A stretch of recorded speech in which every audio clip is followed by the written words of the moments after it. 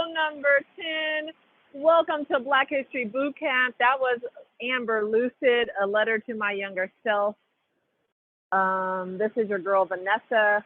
I am co-leading this walk and conversation with my girl, Morgan. We are calling in from both of us, Montgomery, Alabama. Maybe Morgan will tell you about what we're doing down here. It's storming. We are outside. We have found cover. We promised to come live during these conversations at noon, and so we took cover so that we can come here and have this conversation. We didn't know wading in the water meant we was really going to be wading in the water, y'all, but we out here. You done called that in, Vanessa. You done manifested these rivers flowing through the streets of Montgomery, Alabama. Twister is coming. It's Twister weather out here, y'all. I'm standing under an awning. I got on some sandals and some shorts, and my eyes is wet. Y'all, listen. This is how committed we are to this movement. Vanessa and I and our CFO, Kalima, who is awesome. I can't wait for y'all to meet her one day. We flew down last night under the cover of night to look at some historic buildings here in Montgomery because, y'all, we have a dream, just like Dr. King had a dream, that we have space to live our healthiest, most fulfilled life, that we have space to create a self-care revolution, that we have space to come together in care villages. We have a dream like that.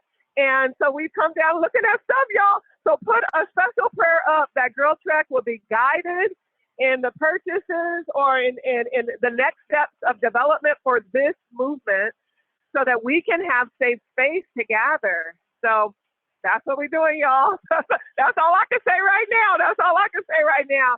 I can ask for your prayers, and the rain is coming down, and my forehead and my baby hair, everything is gone.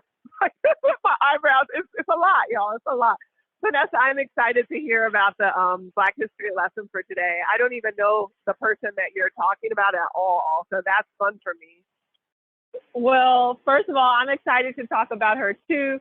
And look, sometimes, y'all, we be walking 48 minutes, 52 minutes, but we believe in 30 minutes a day of walking. And today, we are going to be walking 30 minutes a day. So the people like, thank God, y'all been talking forever. I've been out here about to get fired from my job trying to finish this episode. Y'all, we're going to keep it to 30 minutes today. Thank you so much for hanging in there with us. Yes, and I want to start by dedicating this episode to Tori Bowie, and I don't know if any of you have saw this story on the news, but it's on since I heard about it last week, it's been on my spirit, and I'm like, she cannot be a Black woman whose name we don't uplift. She was once the fastest woman in the world. She was an Olympic elite athlete, and she died at home during childbirth just a few days ago. And this morning I woke up and I saw her agent on CBS Morning News, and her agent was like, she was afraid of the hospital. She was afraid of the medical system. She didn't believe in so she passed away at her home, and she had been there even a couple of days by herself, didn't know that she was in active labor. The information is just coming out. But I was just thinking about this Black woman whose body was an elite athlete, who was trying to carry life into this world, and didn't feel like there was a safe place for her to go. And she passed away at home. And we all, if you don't know, you should know, Black women are 4 times more likely to die in childbirth than white women. It is a travesty. It is connected to so much medical mistrust, so much misdiagnosis, so many real cases of just doing Black women wrong and not listening to us. And then it turns out that this woman who has represented her country multiple times at the Olympics passed away in this way. And I've been thinking about her for the last couple of days. I've been thinking about her family. And when I saw her agent this morning on the news, I just wanted to dedicate this episode to her.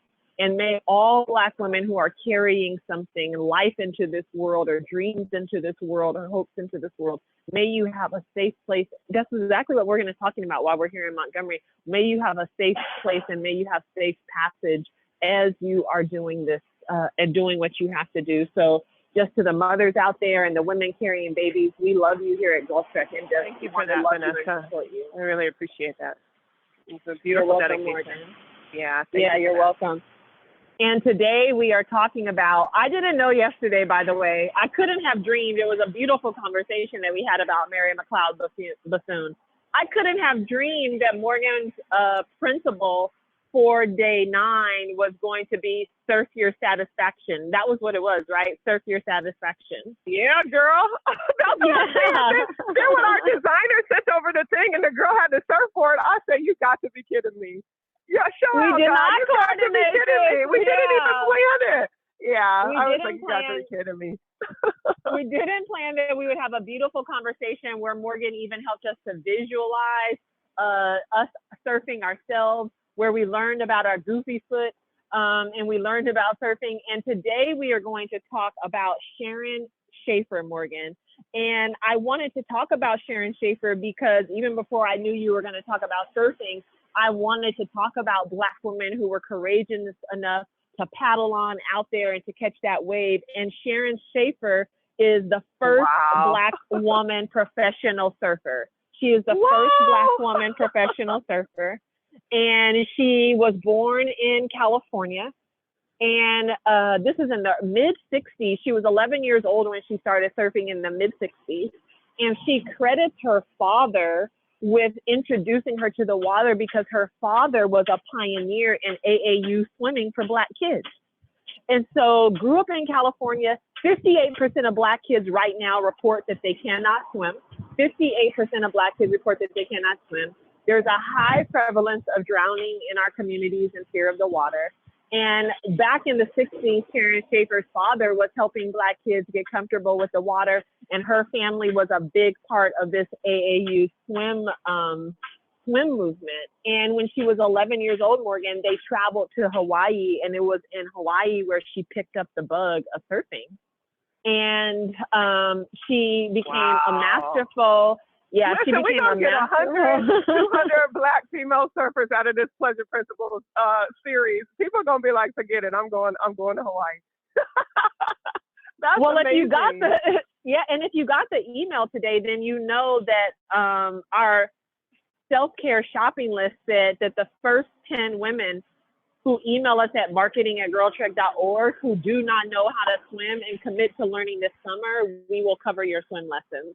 So we put it in the email because I'm just like, there are some real women tuning in. And in fact, if you are a woman who has overcome a fear of the water or overcome a fear of swimming, we will have a few minutes after I finish telling Sharon's story for you to come on and talking about it. So *9 if you are a woman who has overcome a fear of the water, who has ventured into swimming in any type of way. Just y'all, the sun is coming out. I hope there's a rainbow. The sun is coming out. I hope there's a rainbow too. Oh my God. Yes, the rain just stopped here in Montgomery, and it was pouring, and now it has stopped so that we can just. There's my yoga studio has this quote that says, "Today's rain was yesterday's tears." And if you have cried anything or put it all out there, then the rain is just, let the rain come down, let it fertilize the soil, let it fertilize your dreams, and may they Vanessa. Yes. Sorry to interrupt. That was beautiful. Let it fertilize your dreams. I'm sorry, it was beautiful. But this is important too for you specifically. There is a theater right next door to this building. Morgan. I saw it. I saw it down there. I saw it down there. Ruby D. I need to be an actress and a theater owner. Yes. I need to be both. And everybody knows now that I spent a couple days last week in Durham, North Carolina with some other Black women leaders. And one of those Black women leaders is a woman named Khadijah. Khadijah is a long-term political. She's been hugely involved and impactful in the Democratic Party, but her real job is a theater director and theater owner. And Khadijah is in her late 60s. It got a whole parking lot over here. Say less, y'all. I got all the plays ready. Wait more. What's the lady say more. Yes, it means it's already done. We're about to be there. Yes. Yeah, no, I'm just saying, Vanessa, this is yours right here. I would support it. I would come to the popcorn stand. You could do your one-woman show. She's laughing, but I have a one-woman show. I performed it when I was 16 years old. It's called I Am a Black Woman. And in that I Am a Black Woman show, I actually call in Harriet Tubman and Oprah Winfrey having no idea that my life real quick for the people. Just do the poem. For the people. I'm ready because we in Montgomery. Y'all ready? Up from a land of richness and grace, I am a Black woman. I have walked with demons and talked with devils, seen hatred on a feverish level. But strong and triumphant, I prevailed, survived it all, so I could tell a story of hate, anger, and pain. I am a black woman, so nigger was my name. Yes, I was beaten, treated like a whore, told I was worthless, a slave was all that I was good for. Do you think I believed them, believed those foolish lies? When I could see the beauty from the glint in my eyes, I knew I was beautiful, bright, witty, and smart. I tell you no lie, this comes from the heart. I am a black woman. Black as in beautiful, woman as in strong. The old days are over of low self-esteem when our black children thought they were nothing. I'm telling you now, we were queens. We're going back to that time when we were powerful and strong, united as a people, united as one. There's some more, but I can't remember y'all. But I'm gonna remember it all before we get. That was good. That was good. That was like circa 1987. That was 1987. Was it like 12? That was circa 1994, y'all. 1994. I was in the Miss Hal Jackson Talented Tea. I wrote an original piece. I got to go all the way to Washington, D.C. When they took me to Washington, D.C., we landed in Baltimore, and I thought, I love this place so much. I would love to live here. I remember that day. So beautiful. Wow. So it's not even a coincidence that I live in D.C. because there at that time when they stepped off the plane, I was like, ooh, it's so black, it's so hot, it's so sticky. And we just learned so much. So it's just beautiful to see how life works. So thank you. Yay. Applause. That was good. So Sharon Schaffer Morgan, she's the first black traffic over there. That's all there's I'm some saying. traffic over here. Now it's, and I can walk down. So yes, Sharon started surfing at the age of 11.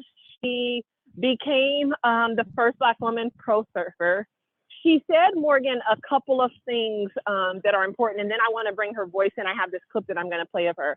One, she said, and she works tirelessly now to educate black women surfers on how they can join the pro circuit, because she was like, essentially, if you don't have the money to fund yourself to go around the world to the places where you can actually practice on the big waves, then you already become at a deficit. And she's like, we got the talent, black women, but it's about having the capital and the resources to do it.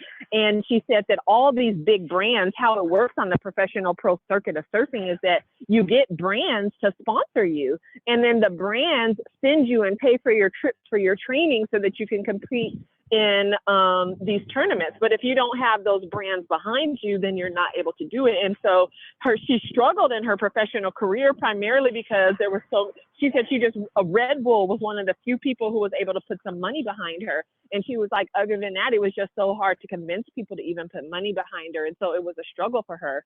And yet she continued to do it. And not only was I loved this tiny little fact that I learned about her, and it was buried. Not only was she a professional surfer, but she then became an actress. And actually, she stars in one of my favorite old school movies, Colors, and she plays like one of the lead women gang members in there. And she's been in a couple of other movies since then.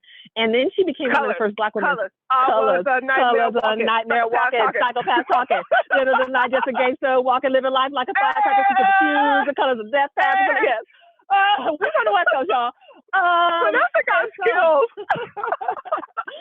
She said she also became one of the first black women stunt women. And then, speaking of theater, and this is not a coincidence, she then believed and studied theater so much that she joined a theater troupe and traveled the country performing Harriet Tubman. Performing Harriet Tubman. Yes.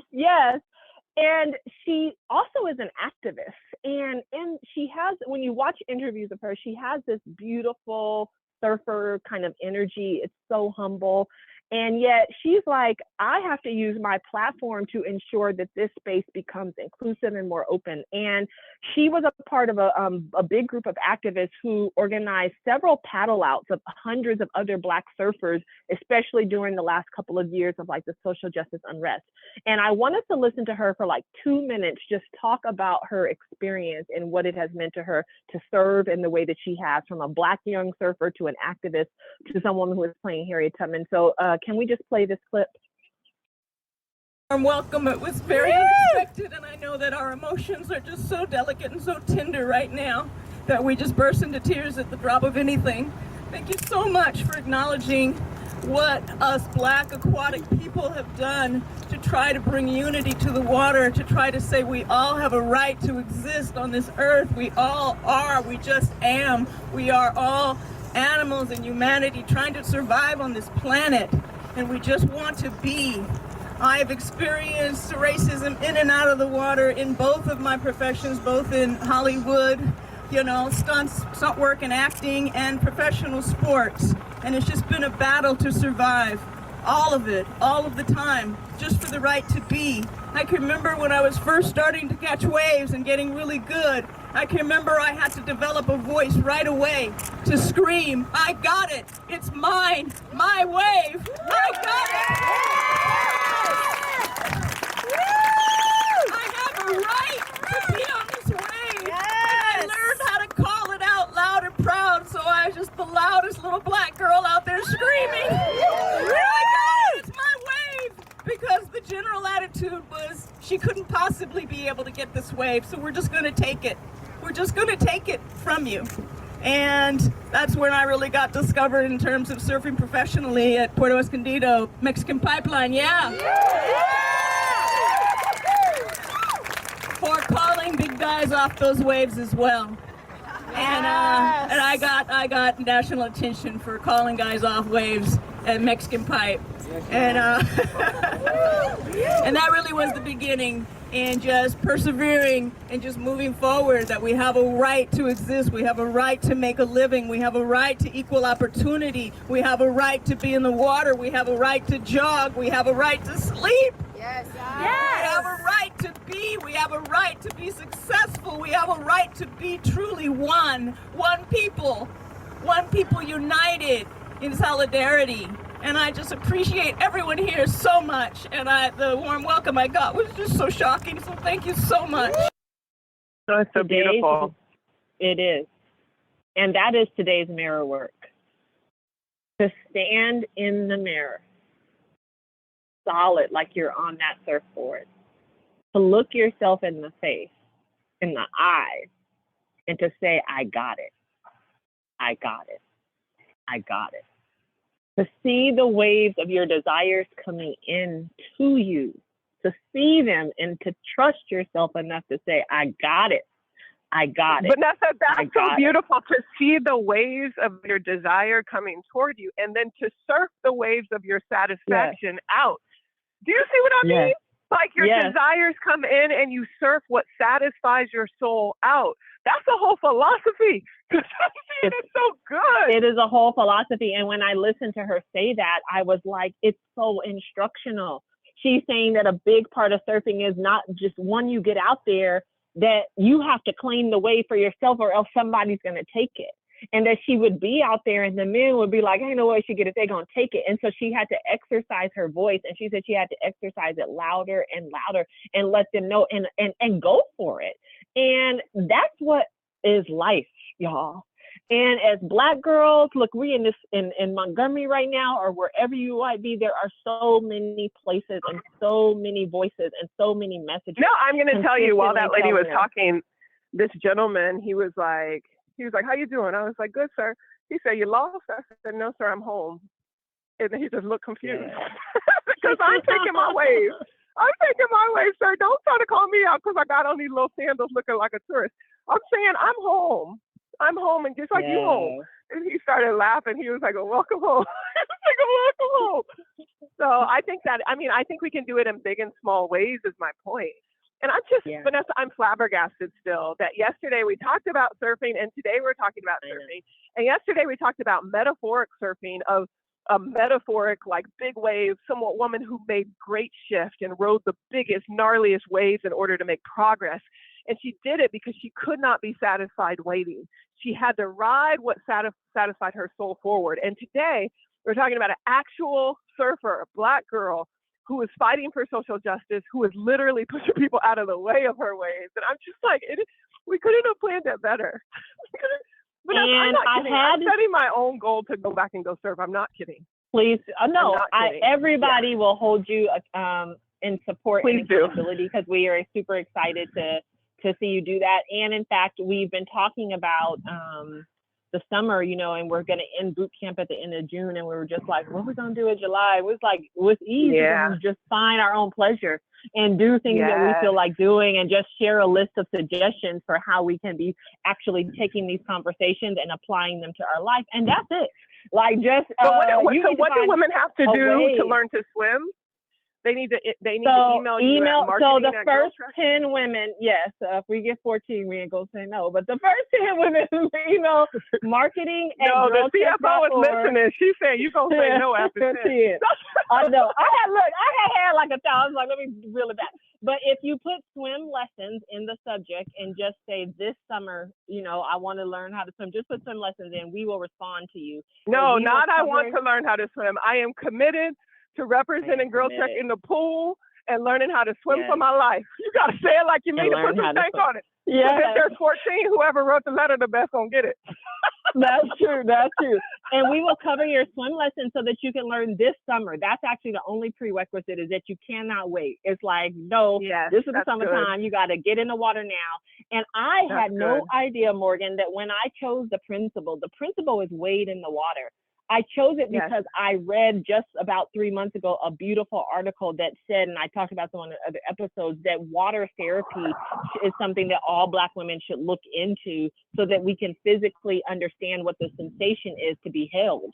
And that because we you don't didn't say that on the episode, you told me that. I just tell the people. Oh, look.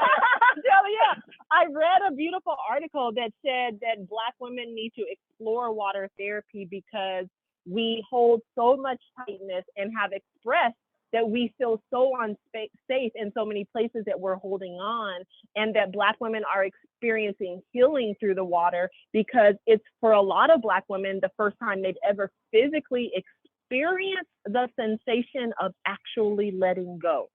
And then the water carries them and holds them in a way that their body can experience it. And if you understand or believe anything about the power of manifestation, about the power of calling in your dreams, you know that a big part about it is that your body has to be able to feel ahead of your current physical circumstances. Your body has to be able to believe and feel that it is possible. And if you have come from a traumatic background, never had parents that loved or held you, or had parents who just couldn't say I love you, or lived in a violent situation, or overcome domestic violence, or just have been stressed the hell out like we have been as Black women, it is likely that you potentially haven't experienced it. And it's not the same, I want to say this, of being in the loving embrace of a lover, because maybe you have experienced that, but we're talking about you on your own terms, trusting that the universe can hold you. Trusting, when I was in North Carolina, Octavia Rahim was there. Some of you may follow her from Instagram. I was so grateful to be able to spend time with her. But she talked about when we would sit in the chair in a circle, she said, let the chair do what the chair does. And the chair is meant to hold you. And she was like, but we even sit down in chairs and we're at the tip of the chair, or our pelvis bone won't release into the chair, or we're holding our purses in our hands so tight that we don't even trust the chair beneath us to do the work it's supposed to do. And so I chose wade in the water, not knowing, Morgan, this part is going to blow your mind, that the documentary done on Sharon Schaffer that's linked in the email, was called Wade in the Water. So there is a documentary called Wade in the Water, and it's not just about Sharon, it's about the history of Black people and aquatics and surfing. And I love it because specifically what they talk about, Morgan, is there's a couple of things. One, I think maybe people are familiar with, right? It's the segregation of the pools and how it has actually deterred us from wanting to get into water. It's a huge part of our experience and history here of why we don't go to the water. But the other thing they say is something you and I talk about all the time. They said, really, there's also a long history of white people being profoundly uneasy with the notion that Black people should even have leisure time. And they were like, so the idea that we do leisure time activities has been used against us so violently that we don't feel like we have the permission. Yes, white people, but Black people be uncomfortable when they got too much free time and people just be chilling. They be like, what are we going to do next? That's right. You're like, I'm going to relax. I'm going to be with my kids. I'm going to sit in the yard. I'm going to let the sun kiss my skin. Like, we don't have to be hurried through the day. So even sometimes we have an issue. We have conditioned ourselves that we are not worthy unless we are laboring. And I'm telling you, you're worth more than your labor. And Vanessa, I will say, let's take the water thing back way before that to the Middle Passage. And I'm not trying to be too deep. I'm trying to tell you this is real. This is real. When I was in Ghana, nobody went to the beach. There's just hundreds of miles of pristine coastline in Ghana. Nobody went to the beach for leisure, except for like 2 or 3 beaches, like Labadi, and like there's a couple beaches, but like all along, like particularly people in the village and stuff don't go there. Why? Well, because it's a deep water harbor. And then why? Because just 3-4 grandmothers ago, the sea took our people away. The sea took us away, literally was, and there became folklore about the sea being the villain in our community, in our culture. And in fact, there is a mythology of a woman who comes and steals people out of the water. Her name is Mama Wata. And and actually, if you saw Black Panther, that was a trope. That was a West African trope when those women came out of the water singing, and then the soldiers were jumping into the water. They were jumping into the water and committing suicide. And getting killed. That is from all kinds of West African mythology, because we had to explain to our children why their father was gone on the river, or on the water, on the sea. We had to explain why their grandmother was gone on the sea, why their brother was gone on the sea. And so Mama Wata became kind of this mermaid, like a alluring character that lured people into the water. So when I saw it, I was like, they done stole that from our culture and then gave it to the Aztecs. You know what I mean? Like, come on. Yeah. But I'm saying, so it came even further behind, where people have lost so many people from drownings and all sorts of things. And so there is like a real fear. And even where I live, like in the Sea Islands of South Carolina, the reason the Gullah culture was able to even exist and persist is because they were isolated on islands with no bridges, and people couldn't swim. And so like when people tried to swim for their freedom, a lot of people drowned in these deep currents, these powerful currents. And so this goes far back, that we don't want to be in the water. There's a lot of fear in the water. And so this idea of wading into the water for your freedom is so powerful. And going into the depths of the unknown, is powerful. And we know that wading into the water came from Harriet Tubman's day, when people went into the water so that their trace wasn't smelled by the dogs. So even that you can kind of ways into this kind of anonymity of freedom, where you don't have to perform for anybody, where your scent is not traced, and you can go just be one with the water and let it wash you and let it rock you and let it hold you. It's like something so powerful to me to think through. So y'all, we got to learn how to swim. All of us, we got to learn how to swim. Global warming's coming, floods are coming. We know from New Orleans, we got to learn how to swim. So commit. You have to learn how to swim. Commit to learning this. Listen, I'm gonna try to learn how to be a better swimmer. This summer to learning to swim. Yeah. This summer. And in fact, if you're not one of the 10 women who can get your swim lessons covered, if you learn how to swim though and share your hashtag GirlTREK, I promise we'll send you a GirlTREK gear patch with just some goodies just to celebrate you for doing it. We have to do it, and we have to do it publicly. And we have some people on the line I know that's a good idea, but can I just offer one alternative idea? Can you please bring some Baywatch swimsuits and superhero blue that have GirlTREK on it, and then we can give a discount to the people who learn how to swim. I think I think it's a great idea. I will entertain it, y'all, and I will make it happen. And I'm sure Reverend Morgan is on the line and Deondra's on the line, and we are the 3 who can powwow and actually make that happen. So yes. Okay, awesome. I absolutely love that. Yeah. Because I want to look just like Pam Anderson. I want a one piece. I don't want no bikini. I want a one piece. I want it to have like a high. Yeah, it gotta be high rise on the hips. It got high rise on the hips. It gotta be. Look good on her legs. It might need to be metallic glue a little bit, but it can have a little sheen. A little sheen. Swimsuits gotta have a little sheen. bit deep, so you have a little bit of cleavage, and then it just be tight, so you can swim fast. That's what I'm looking for.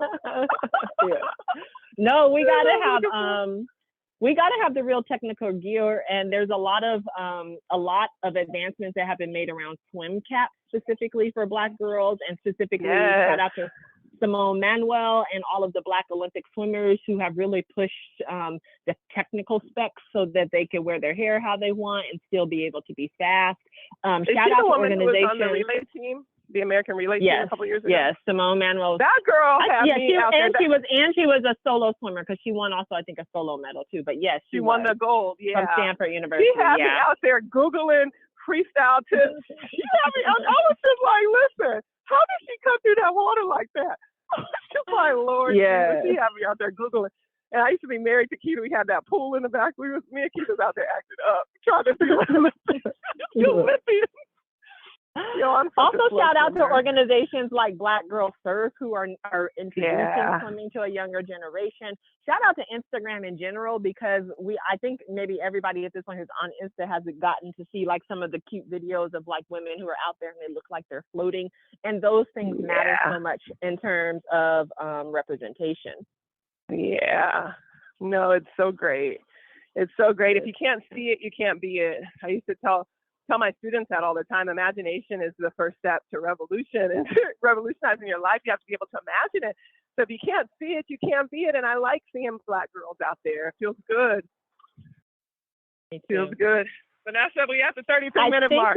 I know. I think we have one or two women on the line. We could take one or two who I think might have a testimony or a story about overcoming the water. So let's bring their voices in to close out our walk today. Would just love to hear from any woman who's out there, and I think we have a few already on hold. That rain was cleansing. It really was. I know. It's good out here now. The sun is shining. I'm waiting for my rainbow. It's coming. I've got a rainbow in the sky for you. I'm pretty sure I made that up, but it was something like that. It was a song we used to sing when I was little. Oh, it was a good episode, V. It's a good episode. Yeah. I enjoyed learning about her. I want to go watch the documentary. Yeah. Y'all, we have a few callers. Tyrene is just working. Hello. Hi. Can you hear me? Yes, we can hear you. What's your name? Where you're calling from? Cleveland area. And the interesting thing is I have a swim lesson this afternoon at 5 o'clock with Coach Andre of Rhythm and Stroke LLC. And I will be 72 next month. And I decided that I was going to conquer this lifelong fear of the water. And let me tell you, I'm not a championship swimmer. My coach, if I pay for one lesson, my coach will bonus me, give me one for free because he says he likes the work I'm doing. And I am telling you, there is a feeling of accomplishment when you conquer a lifelong fear. So it's just so empowering. And I would encourage anyone who maybe had a bad experience when they were young or never had the opportunity to learn, to get to someone. I can't recommend my coach enough because he is a Black man who champions swimming, particularly for us, particularly for our children. And he will start with you where you are. I'm talking about women who were afraid to put their face in the water. He will work with them until they got comfortable, and worked with me until I got comfortable enough to tread down to the deep end of the pool. I mean, there is just something about someone who looks like you giving you the kind of support and encouragement and instructions that you need. He even put together a panel to talk about why Black women don't swim. And what was the number one topic? Hair. Can be your for real natural self. Talk about all the things that are important to you and know that you have a coach that is supportive. So like I said, I have a class this afternoon at 5, but I can only afford half-hour classes once, maybe twice a week. And I did submit my name because I am making progress. He's encouraging. And I want to be able to do this. I want to be able to take my grandkids to the pool with me, and all of us are safe. Because his number one thing is water safety. You know, someone can teach you all the fancy strokes, but if you don't know how to get yourself out of trouble, if you get into trouble, then what's the point? So, like I said, this topic is so on point for me. And if anyone is hesitating, give it a try, because I would have never thought I'd be the one, chomping at the bit to get in the pool on my swim lesson day. So that's my testimony. And thank you guys. Oh, I love that. Vanessa, thank you so much. Thank you so much, Vanessa. She had me cracking up when she was like, when you go into the deep end, because the panic of going on that little slide part, on the little down slope part, that little panic of stepping, and you'd be like, man, no. Like, no. I didn't learn how to swim until I was in my 30s, so I really do understand that there is a genuine fear. And that was after my aunt did put me in swim lessons, Mega Rivers Pool, Seattle, Washington, shout out. But I just had so many other things. I didn't want to get ashy when I was a Black girl, also my hair when I was a Black girl. And then I had an experience where I felt like I thought I was drowning one time when I was little, and then it scared me. And so like all of those things accumulate. And eventually I was just like, I got to figure it out. And now granted, am I gracefully going from one end to the next? No, but there's no vacation where I ain't jumping in the ocean. I'd be jumping off the boat. I'd be in the pool at the deep end, and I could feel confident that I could get myself to safety if I needed to. And that's really all that matters, y'all. So it's true. Let's take one last woman and then before. Zanzibar, Vanessa, we went out on this boat and it was so beautiful. And Yankee knows how to swim, but he was too scared to jump where there wasn't no shore. And I was like, but you could swim and you got a swim vest on. But it was just his anxiety that he couldn't hold on to anything, and that he would have to support himself with his faith and his strokes. You know what I mean? But I was like, but you got the swim vest on though. So it is a real practice in overcoming fear. It really is a practice in letting go of the edge of the pool, stepping into the deep end, and then eventually diving into the unknown. Is just really a really beautiful mindfulness practice and an exercise in conquering fear. Yeah. So, okay. You want to take one more caller? If we have, I think we have somebody already on. I know them 10 spots is full, but in case they ain't, go ahead and send it. marketing@girltrek.org. I'm saying, can I apply? I can't apply. No, you're right. You can apply. I'm just saying. Oh, GirlTREK gives good benefits. I got my self-care stipend. That's called something else, the CFO said. But I got my stipend. I'm about to use that. Give me some lessons, because I do need to learn how to swim better. Because you can't it's an essential skill to be the leader of a health movement and know how to swim. That's no question. No, I know how to swim, girl. I know how to surf, but I don't know how to swim good. Exactly. That'll be the difference, if you know how to swim good or not. I'll be tired and out of shape. My belly be weighing me to the bottom. Hello? Hello. Hi there. What's your name and where are you from? Hi.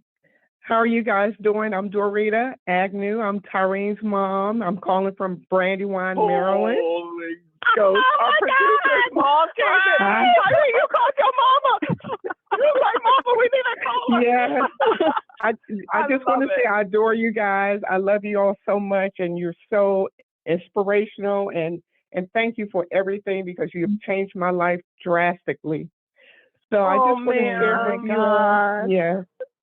Thank you for that. We love your daughter so much and her beautiful family, and she's about to be a masterful producer.